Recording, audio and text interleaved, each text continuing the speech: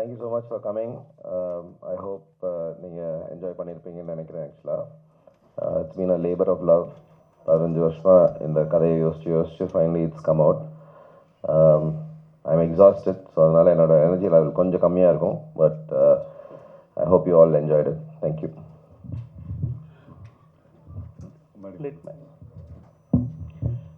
Tito என்ன சொல்கிறது அதுக்கப்புறம்? இல்லை ஆக்சுவலி நீங்கள் தான் சொல்ல உங்களுக்கு எப்படி. ஆமாம் ஆமாம் அப்படியா? அது ஆமாம். இப்போ நான் I'm ready for the question and answer. அது பெட்டராக இருக்குங்க. நான் ஒன்றும் சொல்கிறதுக்கு வரல. வேணான்ட்டேன். அதான் உண்மை. அதான் அன்றைக்கே சொன்னேன் வேணான்னு சொன்னேன். ஏன்னா அது வந்து ஒரு வாழ்க்கையில் நான் அனுபவிக்காத சில விஷயங்கள்லாம் இந்த படத்தில் அந்த கதாபாத்திரத்தில் இருந்துச்சு. ஸோ அதை எப்படின்னா இவ்வளோ பெரிய லூசராக இருக்கான், ஜெயிக்கிறதுக்கு எந்த விதமான வாய்ப்பும் கொடுக்கலையே, பெரிய அளவில் வந்து சாதிக்கிற மாதிரி எதுவுமே இல்லையே, ஒரு ஹீரோயிசமே இல்லையே அப்படின்னு நினச்சிட்டு இருக்கும்போது அதை எப்படி வித்தியாசமாக பார்க்கணுன்னு ஒரு விஷயம் வந்து எனக்கு சசி சொல்லி கொடுத்தாரு. அதனால தான் நான் வந்து இல்லை பரவாயில்ல. ஸோ அதனால் ஐ வாஸ் வெரி அவர் சொல்லிக் கொடுத்த விதத்தில் வந்து நான் கொஞ்சம் ஸ்கிரிப்ட் கதாபாத்திரங்களை வித்தியாசமாக பார்க்க ஆரம்பித்தேன். அதனால தான் போக போக ஒரு கிட்டத்தட்ட ஒரு ஊசி மாதிரி ஏறி இந்த மாதிரி ஒரு கேரக்டராக பண்ண முடிஞ்சது.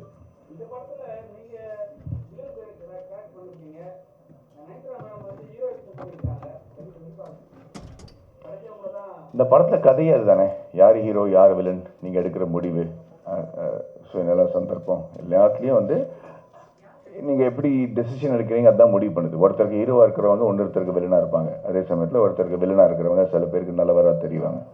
அதான் இந்த படத்தோட கதை, அந்த கடத்தோட அருமையை.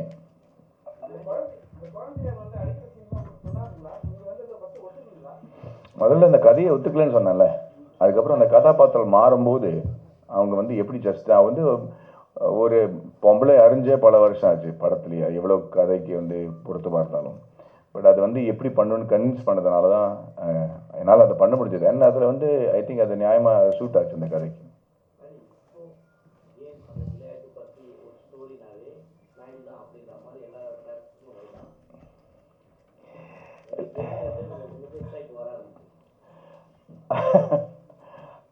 I don't know.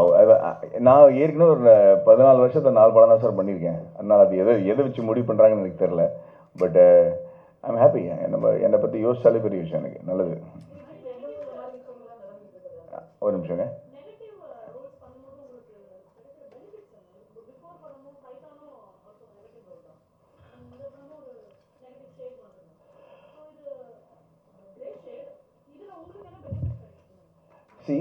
பொதுவாக ஒரு வில்லனாக நடிக்கிறதுக்கும் கிரே ஷேட்ஸ் இருக்கிறதுக்கும் ரொம்ப வித்தியாசங்க.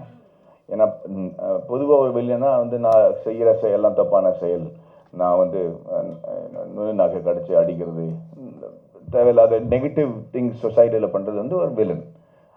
அது வேற. ஒரு கதாபாத்திரத்தில் இறங்கி சமுதாயத்துக்கு விரோதமாக செய்கிற சில விஷயங்கள் வந்து ஒரு நெகட்டிவ் கேரக்டர் ஆகும்போது அது வந்து ஒரு நடிகனுக்கு வந்து சேலஞ்சான விஷயம் தான். ஸோ ஒரு சாக்லேட் பாய் அப்படின்னு சொல்லிட்டு இருக்கும்போது இப்போ திடீர்னு ஒரு ப்ரொஃபஸர் இல்லாட்டா ஒரு சயின்டிஸ்ட் இல்லாட்டா ஒரு நெகட்டிவ் ஷேட் அப்படிங்கிற பல வித்தியாசமாக நவரசனங்களும் நம்ம பண்ண முடியுமா அப்படிங்கிற ஒரு சேலஞ்ச் எடுத்துக்கிட்டு தான் அந்த மாதிரி கேரக்டர்ஸ் நம்ம ஒத்துக்கிறோம். இது ஆக்சுவலி ரொம்ப முன்னாடியே வர வேண்டிய படம். பட்டு அதான் சொன்னேன், எல்லாமே சேர்ந்து இந்த வருஷம் வருது. ஸோ அடிக்கடி நம்ம வந்து சந்திக்கிறதுக்கு ஒரு சந்தர்ப்பம் கிடைக்க போகுது இந்த வருஷத்தில்.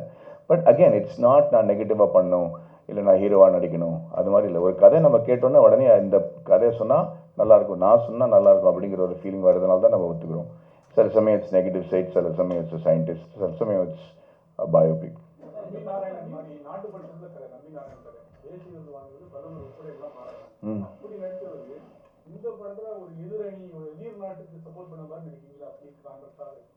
எந்த படத்தில்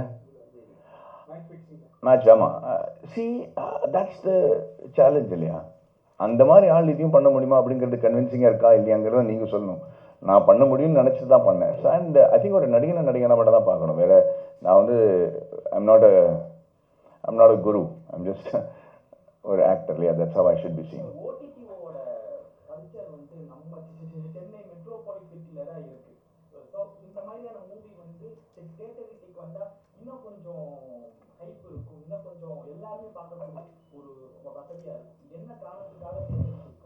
இந்த மாதிரி ஒரு கதையை வந்து இது வரைக்கும் பொதுவாக வந்த சினிமாவில் இருக்கிற கமர்ஷியல் ஃபில்மோட ஃபார்முலாவில் வரல. ஸோ அப்படி இருக்கும்போது இந்த மாதிரி கதைகள் எப்படி ரெசீவ் பண்ணப்படுறது, எப்படி அதை வந்து மக்கள் ஏற்றுக்கிறாங்கன்னு தெரிஞ்சால் அது வந்து தைரியமாக இன்னொரு ப்ரொடியூசர் அடுத்த வாட்டி இதை தியேட்டரில் கொண்டு வர முடியும். ஏன்னா இதெல்லாம் ஆல் எக்ஸ்பெரிமெண்டல் தான் இருக்குது. ஏன்னா நம்ம சசி ஒரு இன்டர்வியூவில் சொன்ன மாதிரி 15-16 லட்சம் பேர் தான் முழு தமிழ்நாட்டிலே தியேட்டரில் வந்து படம் பார்க்குறாங்க. அப்போனா அந்த 7 கோடி மக்களில் வந்து 6,85,00,000 பேருக்கு வந்து நம்ம படம் பண்ணலையா அப்படிங்கிற கேள்வி இருக்கும்போது நம்ம சில விஷயங்கள் புரட்டி போட்டு வித்தியாசமாக பண்ண வேண்டியிருக்கு. அதில் இருக்கிற ரிஸ்க் வந்து நம்ம முதல்ல ஓடிடியில் வந்தால் இட் கெட்ஸ். அண்ட் நெட்ஃப்ளிக்ஸில் வந்து கிட்டத்தட்ட how many million 60 crores மக்கள் பார்க்குறாங்க. அதனால் இப்போ ஹிந்திலேயே நிறைய ரிவ்யூஸ் வந்துருச்சு. இப்போ பயங்கரமாக ஹிந்தியில் ரிவ்யூ வந்திருக்கு. படம் ரிலீஸ் ஆகி அரை மணி நேரத்துலேயே வந்து கிட்டத்தட்ட 30 ரிவ்யூஸ் வந்துருச்சு ஹிந்தியில் கூட. ஸோ அப்படி இருக்கும்போது அது ஒரு வித்தியாசமான எக்ஸைட்மெண்ட். அதான்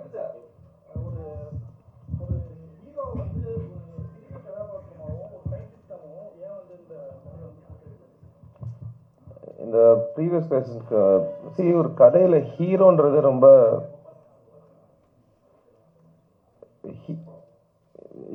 the word you should use is protagonist. Hero கிடையாது. ஐ மீன் இதில் அர்ஜுன் ஹீரோ, பட் இந்த கதையோட ப்ரொட்டாகனிஸ்ட் யாருன்னா சரான்ற கேரக்டர் தான். அவர் தான் சூத்திரதாரர். அவர் பண்ணுறதுனால தான் கதை மூவ் ஆகுது. ஸோ இட்ஸ் டெக்னிக்லி நம்ம வந்து ஹீரோ வில்லன்ற அந்த கோட்பாடுக்குள்ளே பார்த்தீங்கன்னா அப்படி தெரியும். பட் இந்த படத்தோட ப்ரொட்டாகனிஸ்ட் யாருன்னா அது மாதவன் தான் ஆக்சுவலாக. So he is the central character.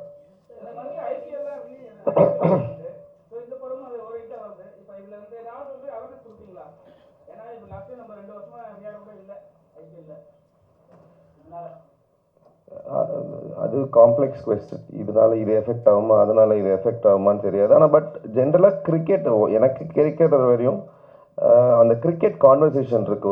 ஒரு T20 டைமில் டெஸ்ட் வர்றது வந்து டெஸ்ட்டுக்கு, ஏன்னா அந்த ரெலவென்ஸ் வருது. இது வந்து ஒரு T20 படம் மாதிரி இல்லை, இது நிஜமாகவே டெஸ்ட் படம் மாதிரி இருக்குது. ஸ்லோவாக அது ருசிச்சு அந்த ஏற்றத்தாழ் அதெல்லாம் இருக்கும் அந்த படத்தில் ஆக்சுவலாக. ஸோ அந்த கம்பேரிசனில் இந்த படம் ஒரு குவாலிட்டேட்டிவாக, நீங்கள் வந்து எந்த கிரிக்கெட்டரை கேட்டிங்கனாலும் எந்த ஃபார்மேட் பிடிக்கும்னு சொன்னாங்கன்னா அவங்க வந்து எனக்கு டெஸ்ட் கிரிக்கெட் தான் பிடிக்குன்றாங்க ஆக்சுவலாக.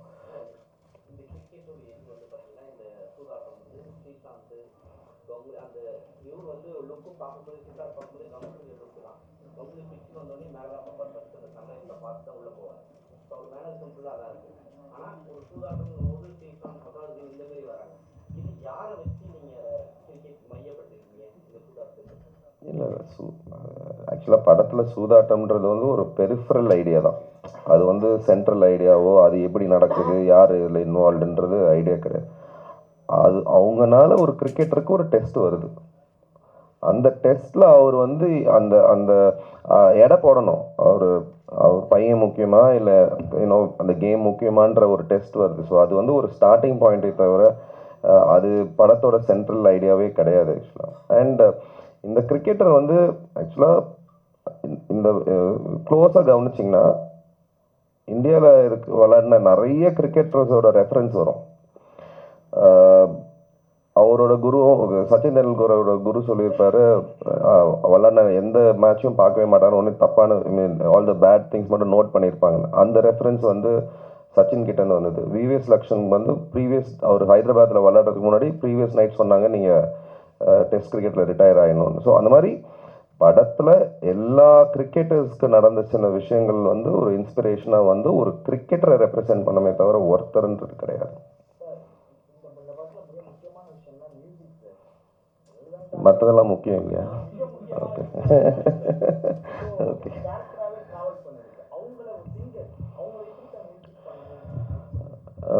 ஆக்சுவலி நாங்கள் 2 பேருமே புதுசு இல்லையா. நான் வந்து அவங்களும் ஆர்கிடெக்ட் ஃபஸ்ட்டு, அதனால தான் எங்களோட கனெக்ஷன். அவங்க வந்து காலேஜில் ஸ்டூடெண்ட்டாக இருக்கும்போது நான் அவங்களுக்கு ப்ரொஃபஸராக இருந்திருக்கேன். ஸோ 2 பேரும் ஆர்கிடெக்சர்லேருந்து ஃபிலிம் இண்டஸ்ட்ரிக்கு வந்து அப்புறம் அவங்க நிறைய பாடல்கள் எங்கள் படத்துக்கு பாடியிருக்காங்க ஆக்சுவலாக. அப்போவே அவங்களுக்கு மியூசிக் நாலேஜ், அவங்க வந்து ஒரு சிங்கரை மீறி ஒரு I think she has the musician in her, she is able to do இட்ன்றது அப்போவே எனக்கு தெரியும். இன்னொன்று என்னென்னா எனக்கு வந்து I needed somebody to experiment. நம்ம யூஸ்வலாக நோட்ஸ் கொடுத்துட்டு இந்த பார்லேருந்து இங்கே பார் வரணும், அந்த யூனோ ஒரு சீனை ஃபுல்லாக ஃபில் பண்ணணும் அப்படின்றது இல்லாமல் ஒரு மியூசிக்கை ஒரு கேரக்டராக ட்ரீட் பண்ணி, ட்ராமா இருக்கும்போது மியூசிக்கை எடுத்துகிட்டு plot or movement. So there's a lot of structural things we tried. Typical musical treat பண்ணல. So I wanted somebody to experiment. So அவங்க நியூயார்க் போயிட்டு 2 வருஷம் படிச்சுட்டு she came, we wanted new sounds. So அந்த மாதிரி ஒரு கொலாபரேட்டிவ் பார்ட்னர் வேணுன்றதுக்காக தான். So எனக்கு வந்து அவங்க 3 வருஷம் நான் ஃபஸ்ட்டு ஸ்கிரிப்ட் எழுதி முடித்து இதை கண்டிப்பாக பண்ணணும்னு டிசைட் பண்ண உடனே அவங்களுக்கு தான் நான் ஃபஸ்ட்டு ஸ்கிரிப்ட் அனுப்பி, ஆக்சுவலாக ஸ்கிரிப்ட் ஸ்டேஜ்லேயே ஃபுல் படத்துக்கு பேக்ரவுண்ட் ஸ்கோர் பண்ணிட்டோம். அந்த சீனை படித்து வின்யூ இதுதான் மூட் ஆஃப் த ஃபில்ம் அப்படின்றது வந்து. ஸோ ஃபர்ஸ்ட் டைம் படத்தோட background score was completed at a scripting stage.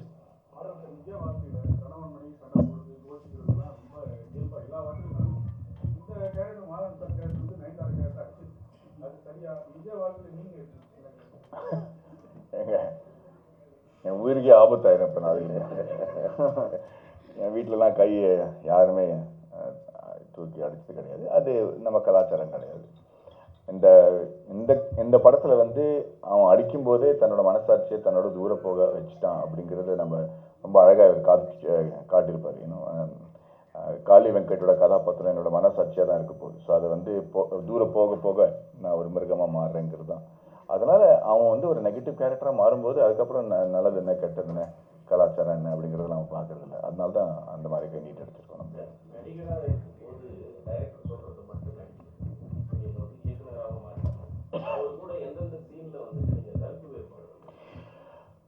முதல்ல படம் ஸ்டார்ட் பண்ணும்போது தான் வந்துச்சே தவிர அதுக்கப்புறம் நான் வந்து ஒரு அடிமையாக ஒரு நடிகனாக தான் இருந்தேங்க. அதுதான் உண்மை. ஆக்சுவலி ஒரு நடிகனுக்கு அதுதான் இருக்கணும். நம்ம எவ்வளோ எக்ஸ்பீரியன்ஸ் இருந்தாலும் சரி, எவ்வளோ படங்கள் வந்து டைரக்ட் பண்ணாலும் சரி, ஒரு கதை வந்து ஒருத்தரோட விஷனாக தான் இருக்கணும். அதில் பல பேர் வந்து நுழைஞ்சு தன்னோட கருத்தை சொன்னாங்கன்னா கன்ஃபியூஸ் தான் ஆகிடுவாரே தவிர ஐ திங்க் இந்த மாதிரி கதை வந்து சசியோட விஷன் மட்டுமே தான்.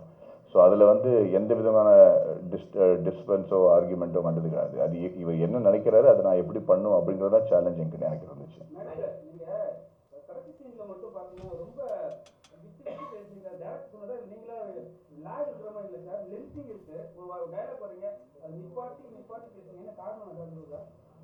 அது ஒரு ஸ்டைலாக வச்சுருந்தேன் நான். ஆமாம் ஆமாம். ஏன்னா அதில் வந்து மனசு வந்து ரொம்ப குழம்பி போன அப்புறம் அது எப்படி பேசுறது, என்ன வார்த்தை வருது அப்படின்னு தெரியாமல் தடுமாறுறது தான். ஆமாம். அவங்களோட அவங்க கெமிஸ்ட்ரி ரொம்ப அழகாக இருந்துச்சுன்னு நான் ஃபீல் பண்ணேன். ஏன்னா ரொம்ப அழகான குரல். இது வரைக்கும் அவங்க லைவ் சவுண்ட் பண்ணது கிடையாது. டப்பிங் தான் அவங்களுக்காக பண்ணியிருக்காங்க. அதில் வந்து இவங்க ரொம்ப இயல்பாக நடித்து ஒரு ப்ரொஃபஷனல் லெவலாக வந்து லைவ் சவுண்டில் நடிக்கிறதுக்குன்னு ஒரு திறமை வேணும். அதில் வந்து எல்லா டயலாகும் மனப்பாடம் தெரிஞ்சு அதுக்கு வந்து மறுபடியும் ரீடேக் பண்ணலாமே தவிர அதுக்கப்புறம் அதை கரெக்ட் பண்ணுறது ரொம்ப கஷ்டம். அண்டு அதில் வந்து அவங்களோட நம்ம எதிர்பார்த்ததை விட ஃபாஸ்ட்டாக படத்தை முடிச்சு தினம் ஷூட்டிங் முடிஞ்ச அப்புறம் வந்து ஈவினிங்கில் நம்ம 6 மணிக்கு மேலே உட்காந்து ரெகுலர் பண்ணி பேசி I think it was a fabulous. She created a fantastic atmosphere on the set. அது மட்டும் இல்லை அவங்க வீட்டில் எனக்கு தான் சாப்பாடு வரும். ஸோ அதை விட நான் பயங்கரமாக என்ஜாய் பண்ணேன். So for me it was a wonderful experience.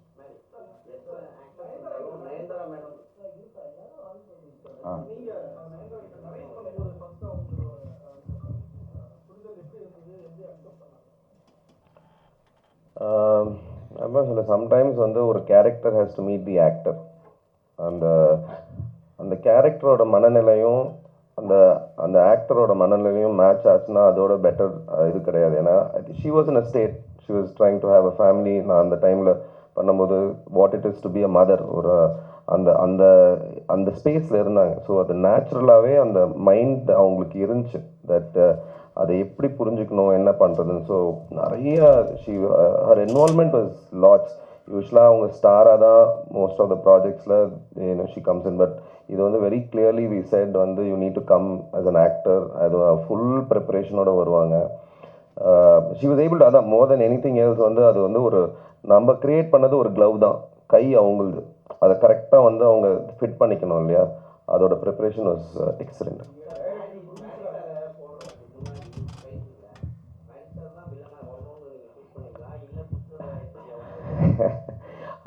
அந்த படமும் நம்ம தானே பண்ணோம். ஃபஸ்ட்டு நான் அது வில்லன், நான் அது அந்த என்னால் அந்த வில்லன்ற வார்த்தைக்கு மீறி போக முடியல. அது வில்லன் கிடையாதுன்னு நினைக்கிறேன். நம்ம வந்து இப்போது அந்த அர்ஜுனோட கேரக்டர் எடுத்துக்கிட்டிங்கன்னா அவனோட பெரிய வில்லன் எப்படி இருக்க முடியும்? இப்போ பையனை கொன்னா பரவாயில்லன்னு சொல்லிட்டு போய் மேட்சை விளையாடுறான். அந்த ஃபேமிலிக்கு அவனோட பெரிய வில்லன் அந்த அம்மாவுக்கு எப்படி இருந்திருக்கும்?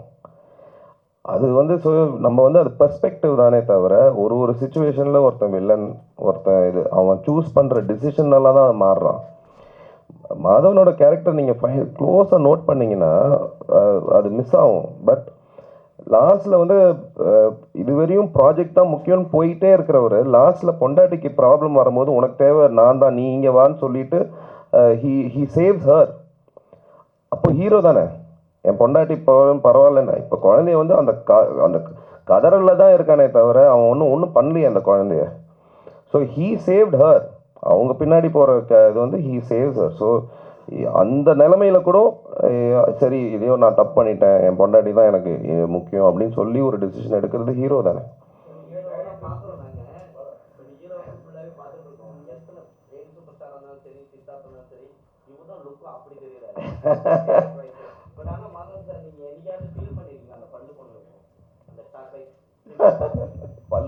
பல்லு போச்சா? இல்லைங்க, நல்லா இருக்கு. ஏதோ கிசு கிசுன்னு நினைக்கிறேன். அது நம்பாதீங்க.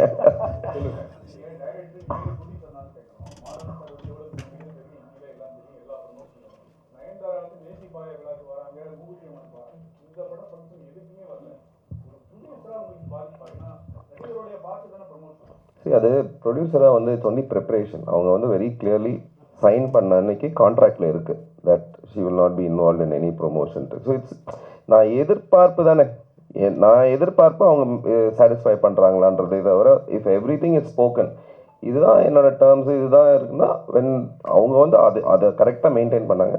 பட் இன்ஃபேக்ட் அது வந்து டெக்னிக்கல். இந்த வாட்டி வந்து 15 நாள் ஒதுக்குனாங்க. என்ன ஆச்சுன்னா அவங்களுக்கு வந்து பர்சனல் ஒரு விஷயம்னால 15 days ஷூட் கேன்சல் ஆச்சு. So she had to catch up with lot of அவங்க ஷூட் இருந்தனால தான். But she wanted to be part of it. But இது ஒரு விஷயம் நடந்ததுனால she was not been able to do. But ஆனால் எனக்கு வந்து எதிர்பார்ப்பு ப்ரொடியூசர் வந்து டே ஒன்லேருந்தே தெரியும் அவங்க இவ்வளோ தான் இன்வால்வாக இருப்பாங்கன்னு சொல்லிட்டு.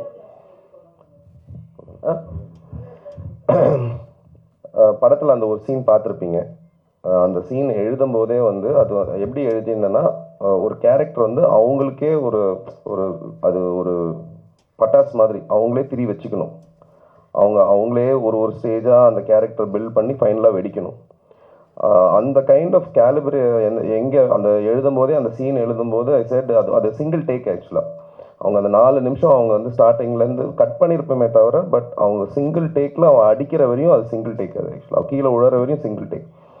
ஸோ அந்த லெவல் கேலிபர் ஒருத்தங்களுக்கு வேணும். அந்த ஒரு சீனில் வந்தால் கூட they need to say அப்படியே தூக்கி சாப்பிட்ணும் அந்த சீனை. ஸோ அந்த லெவல் யார் இருக்கான்னு பார்க்கும்போது எனக்கு ஃபஸ்ட்டு தோணுனது மீரா தான். இந்த 4 கேரக்டருமே நான் ஃபஸ்ட்டு எழுதும்போது இவங்க தான் எனக்கு வேணும்னு சொன்ன 4 கேரக்டரும் வந்தாங்க. அது காரணம் ஸ்கிரிப்ட் தான். ஓகே, தேங்க்யூ ஸோ மச்ங்க. I hope you enjoy it. Thank you. The villain in him dies, but he remains.